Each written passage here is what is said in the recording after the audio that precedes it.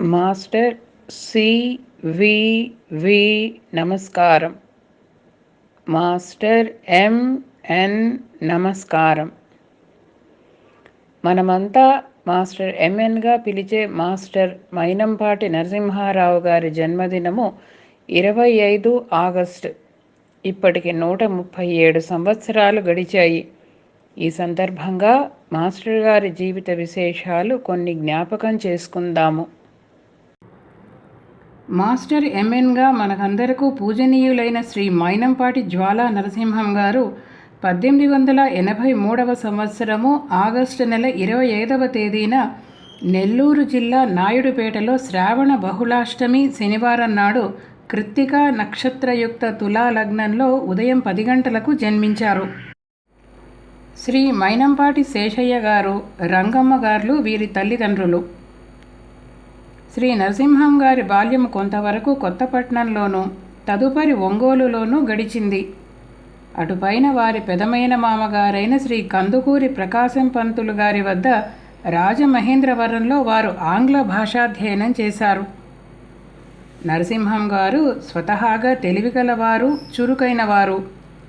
తమ అవిశ్రాంత కృషి, పట్టుదల కారణంగా విద్యాభ్యాసంలో మేటిగా రాణించేవారు. 1905 సంవత్సరంలో బిఏ ఫిజిక్స్లో ఉత్తీర్ణులై అదే సంవత్సరంలో రాజమహేంద్రవరానికి తిరిగి వచ్చారు. 1907 సంవత్సరంలో వారు భౌతిక శాస్త్ర ఉపాధ్యాయులుగా పనిచేయడం ప్రారంభించారు. 1904 సంవత్సరంలో శ్రీ చిలకపూడి వెంకటప్పయ్య గారి ఏకైక కుమార్తె అయిన శ్రీ రంగనాయకమ్మ గారితో శ్రీ నరసింహం గారి వివాహాన్ని వారి పెద్ద మేనమామ గారైన శ్రీ కందుకూరి ప్రకాశం పంతులు గారు జరిపించారు. శ్రీ నరసింహం గారికి తమ మేనమామ గారి వలె ప్లీడర్ కావాలనే కోరిక కలిగింది. మేనమామ గారి ప్రోత్సాహంతో వారు బిఎల్ పట్టా పొందారు. లా చదువుతూనే మద్రాసు క్రిస్టియన్ కాలేజీలో ఫిజిక్స్ డెమాన్స్ట్రేటర్గా కూడా పనిచేశారు. భౌతిక శాస్త్రం పట్ల వీరికి మక్కువ ఎక్కువగా ఉండటం వలన తీరిక వేళల్లో ఆ శాస్త్రమందు పరిశోధన చేసేవారు. ఆ సమయంలోనే వారు రచించిన విజ్ఞాన చంద్రిక గ్రంథమాల ఆ కాలంలో సుప్రసిద్ధమైన భౌతిక శాస్త్ర గ్రంథంగా పరిగణింపబడింది. వారు మద్రాసులో బిఎల్ చదువుతున్న రోజులలోనే 1911లో తండ్రి శేషయ్య గారు, అమ్మమ్మ గారైన మంగమ్మ గారు, 1912లో తల్లిగారైన రంగమ్మ గారు స్వర్గస్థులైనారు. తండ్రి మరణానంతరం సమిష్టి కుటుంబ బాధ్యతలు, శారీరక అనారోగ్యం కారణంగా వారికి మానసిక అశాంతి కలిగింది. మనశ్శాంతి కోసం వారు మహాభారతం, భాగవతం, రామాయణాదులను కూలంకషంగా అధ్యయనం చేశారు. అటుపై కొంతకాలం రాజమండ్రిలో మేనమామగారైన ప్రకాశం గారి వద్ద న్యాయవాద వృత్తిలో శిక్షణ పొందిన తరువాత బాపట్లలో కొంతకాలం ఉండి తుదకు ఒంగోలులో లాయర్గా స్థిరపడ్డారు. అనతి కాలంలోనే న్యాయవాదిగా మంచి పేరు గడించి లీడర్ ఆఫ్ ద బార్గా తోటి న్యాయవాదులందరి మన్ననలను పొందారు. ఒకవైపు న్యాయవాదిగా వృత్తిలో రాణిస్తూ మరోవైపు టెన్నిస్, బిలియర్డ్స్ వంటి క్రీడలలో మేటిగా ఉండుండేవారు. ఆ విధంగా వారి ప్రజ్ఞ విద్య, వృత్తి, క్రీడలలో బహుముఖంగా ప్రకాశిస్తూ ఉండేది. శ్రీ నరసింహం, రంగనాయకమ్మ గార్లకు 5 కుమారులు మరియు 3 కుమార్తెలు కలిగారు. శ్రీ శ్రీనివాసరావు, శ్రీ శేషు మాధవరావు, శ్రీ హృషికేశ అప్పారావు, శ్రీ మధుసూదనరావు, శ్రీ దామోదరరావు వీరి కుమారులు కాగా లక్ష్మీ నరసమ్మ, సావిత్రి మరియు శారదగారులు వీరి కుమార్తెలు. వీరిలో చివరి కుమారుడైన శ్రీ దామోదరరావు గారు బాల్యంలోనే పరమపదించారు. 1919 వరకు ఒంగోలులో న్యాయవాదిగా శ్రీ నరసింహం గారి ప్రాక్టీసు చక్కగా సాగింది. ఒకవైపు సమిష్టి కుటుంబపు బాధ్యతలతో సతమతమవుతూ ఉండగా వారి కనిష్ట సోదరుడు శ్రీ సత్యనారాయణ గారి ఆకస్మిక మరణం శ్రీ నరసింహం గారిని మరింతగా కృంగదీసింది. ఫలితంగా వారికి మనశ్శాంతి కరువైంది. అప్పటికి వీరి వయస్సు 37 సంవత్సరములు. 1919 సంవత్సరంలో మేనమామగారు శ్రీ ప్రకాశం గారు శ్రీ నరసింహం గారిని కుటుంబ సమేతంగా మద్రాసు రావలసిందిగా కోరడం జరిగింది. అప్పటికి శ్రీ ప్రకాశం గారు శ్రీరంగం దేవస్థానానికి సంబంధించిన దావా కారణంగా శ్రీరంగపట్టణంలోనే ఉంటుండేవారు. శ్రీ నరసింహం గారు కూడా శ్రీరంగం వెళ్ళవలసి ఉండగా కారణాంతరాల వలన వారి ప్రయాణం నిలిచిపోయింది. ఆ కారణంగా మద్రాసులో శ్రీ నరసింహం గారి కుటుంబం మరో మేనమామ గారైన శ్రీ టంగుటూరి జానకిరాం గారి ఇంట్లో బస చేయటం జరిగింది. శ్రీ జానకిరాం గారు హోమియో వైద్యులుగా మద్రాసులో సుప్రసిద్ధులు. వారు 1918లో మాస్టర్ సివివి గారి భృక్తరహిత తారక రాజయోగ మార్గంలో 614వ మీడియంగా దీక్షను పొందియున్నారు. శ్రీ నరసింహం గారు డాక్టర్ జానకిరాం గారు ప్రతి ఉదయము సాయంత్రము 6 గంటలకు యోగ సాధనను శ్రద్ధాసక్తులతో చేయటాన్ని గమనించారు. వారి ద్వారా భృక్తరహిత తారక రాజయోగ విధానాలను విశేషాలను వివరంగా అడిగి తెలుసుకున్న తరువాత శ్రీ నరసింహం గారికి కూడా ఆ యోగంలో చేరాలనే అభిలాష కలిగి 1919 డిసెంబర్ నెలలో జరిగే యోగ సమావేశానికి వెళ్ళటం జరిగింది. ఆ విధంగా వారి శ్రీరంగం యాత్ర అనూహ్యంగా మలుపు తిరిగి ఆత్మయాత్రగా పరిణమించింది. కుంభకోణంలో మాస్టర్ సివివి గారి యోగా స్కూలులో శ్రీవారిని దర్శించిన శ్రీ నరసింహం గారు వారికి పాదాభివందనం చేసి వారి సమక్షంలో కూర్చున్నారు. మాస్టర్ గారు శ్రీ నరసింహం గారిని చూచి చిరునవ్వుతో "ఏమి కావాలని ఇక్కడికి వచ్చావు?" అని ప్రశ్నించగా జవాబుగా వారు "మనశ్శాంతి కావాలి" అన్నారు. అందుకు మాస్టర్ గారు "ఇచ్చాను" అన్నారు.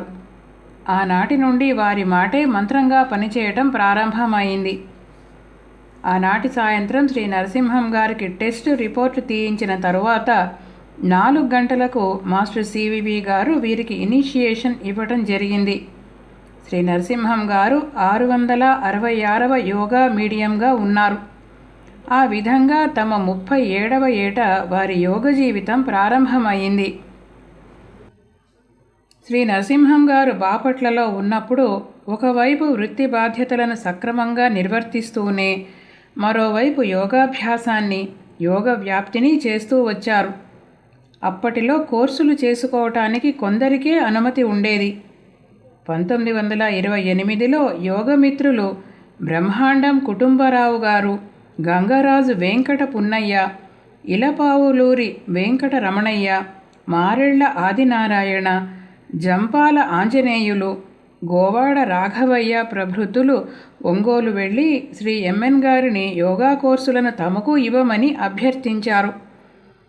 అందుకు తనకు అనుమతి లేదని ఎంఎన్ గారు నిరాకరించగా శ్రీ బ్రహ్మాండం కుటుంబరావు గారు ఆవేశంగా "మాకు స్పెషల్ కోర్సులు ఇవ్వకపోతే 1000 జన్మలకైనా సాధించి తీరుతామని ఉద్రేకంగా దుఃఖించారు.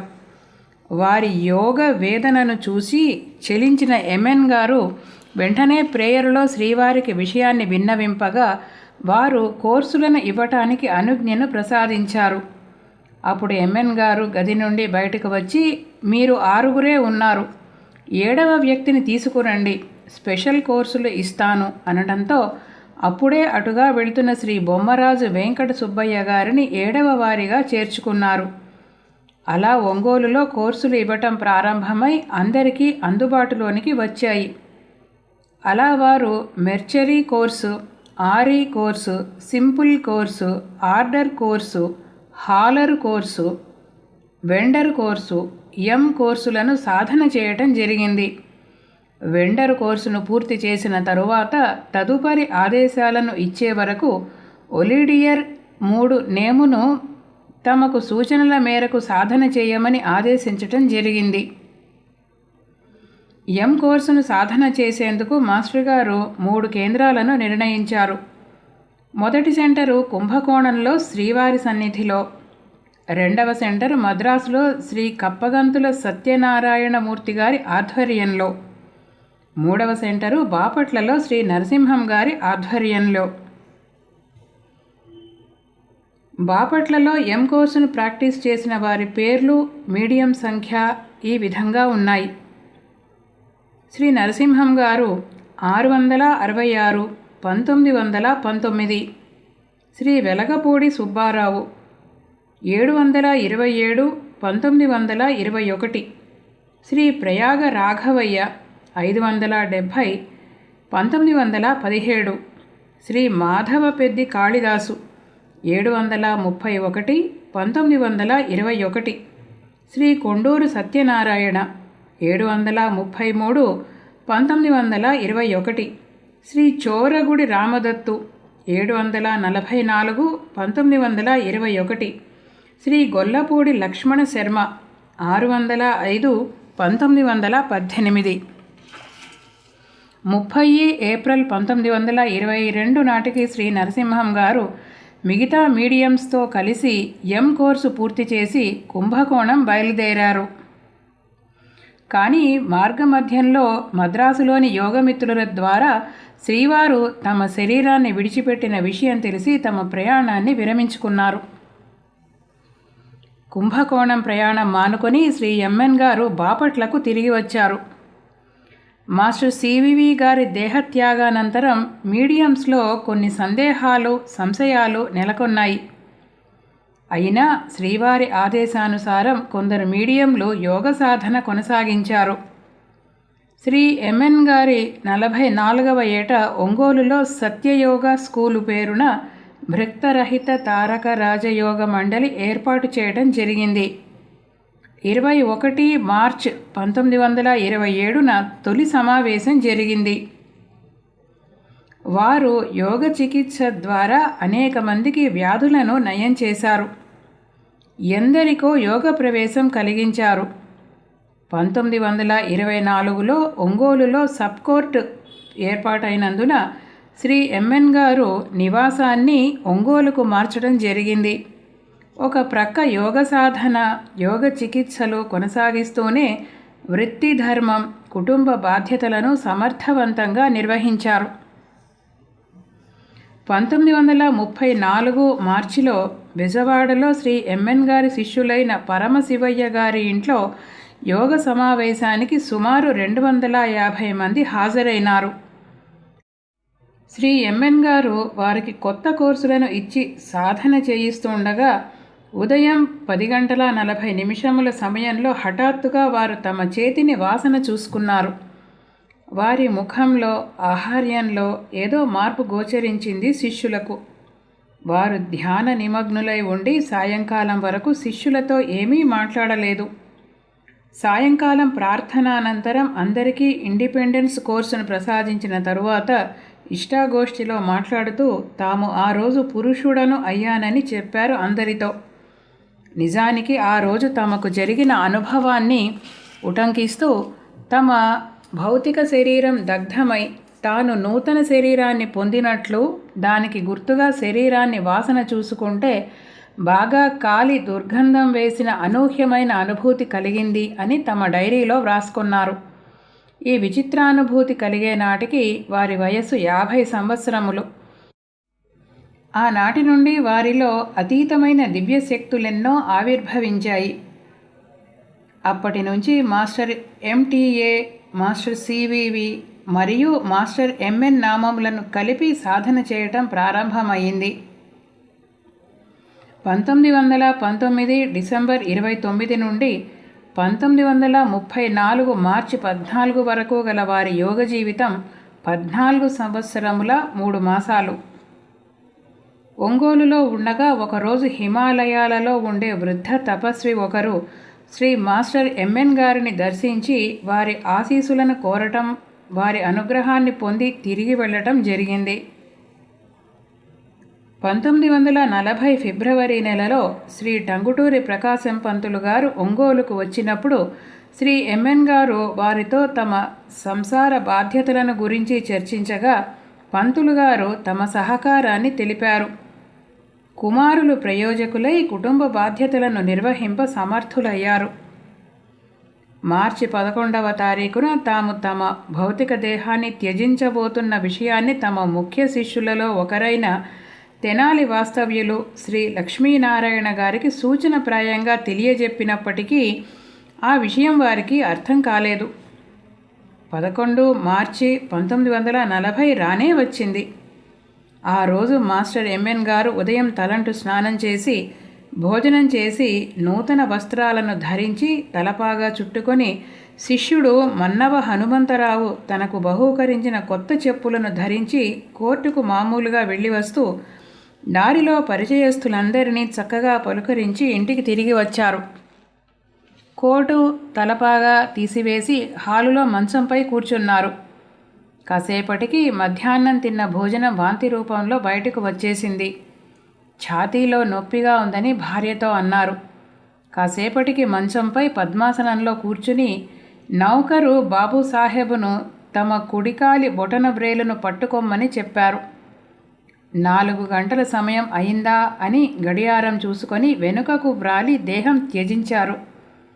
గమనించగా మాస్టర్ ఎంఎన్ గారికి కుంభకోణంలో మొట్టమొదట యోగ ప్రవేశం కలిగిన సమయము, వారి దేహత్యాగం చేసిన సమయము ఒకటే అవటం జరిగింది. మాస్టర్ ఎంఎన్ గారికి తమ దేహత్యాగం గురించిన స్ఫురణ 1934 సంవత్సరం మార్చి నెల, అంటే 6 సంవత్సరాలు ముందుగానే తెలియటం జరిగింది. ఆ విధంగా మాస్టర్ ఎంఎన్ గారు శరీరాన్ని స్వచ్ఛందంగా త్యజించి దివ్యదేహంతో ఈనాటికి మాస్టర్ సివివి గారి యోగాన్ని నలుదెసలా వ్యాప్తి చేస్తూ చిరంజీవులై ఉన్నారు. భృక్తరహిత తారక రాజయోగాన్ని అనుష్ఠానపూర్వకంగానూ సిద్ధాంతపరంగానూ బహుళ ప్రచారం చేసి కొన్ని వేల మందికి వెలుగుబాటను చూపిన మాస్టర్ ఎంఎన్ గారు ఈ యోగ మార్గంలో నడిచేవారందరికీ పరమ పూజ్యులు, మార్గదర్శకులు మరియు చిరస్మరణీయులు అనేది అక్షర సత్యం. మాస్టర్ సివివి నమస్కారం. మాస్టర్ ఎంఎన్ నమస్కారం.